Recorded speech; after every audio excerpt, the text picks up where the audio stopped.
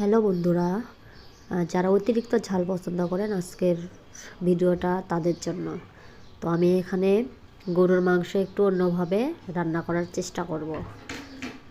তো গরুর মাংস আমি আগে হালকা সিদ্ধ করে নিয়ে টুকরা টুকরা করে নিয়েছি, আর সাথে আমি রসুন, পেঁয়াজ কুচি, মরিচ, শুকনা মরিচ, কাঁচামরিচ, মরিচের গুঁড়া যে যেভাবে ঝাল পারেন দিবেন, কিন্তু ঝালটা বেশি হইলে অনেক মজা হয়। সাথে কিছু বাটা ঘষা অ্যাড করে দিয়েছি, তারপর হলুদ, মরিচের গুঁড়া, লবণ একটু পরিমাণ মতো দিয়ে নাড়াচাড়া করে নিয়েছি। আর আমি মাংসটা কম ছিল, এই জন্য আমি সাথে কিছু আলু অ্যাড করেছি।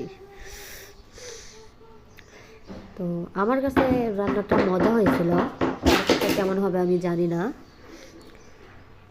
তো আপনারাও একবার চেষ্টা করে দেখতে পারেন যে রান্নাটা কেমন হয়। তো যাদের মুখে একদমই রুচি থাকে না তারা এটা একবার ট্রাই করে দেখতে পারেন। এই তো মাংস দিয়ে দিলাম। আমার কাছে এটা গরুর যে ভুঁড়ি খাই আমরা, যে একটা স্বাদ, ওই রকম একটা স্বাদ পাইছি। এই তো হয়ে গেছে আমার ভাজি, প্রায় শেষের দিকে।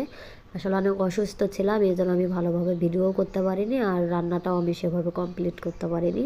তারপরেও মাশাআল্লাহ আমি যেভাবে রান্না করছি আমার কাছে ভালো লাগছে, কারণ ঝাল ঝাল অনেক টেস্ট। এই তো আপনারাও ট্রাই করতে পারেন এভাবে।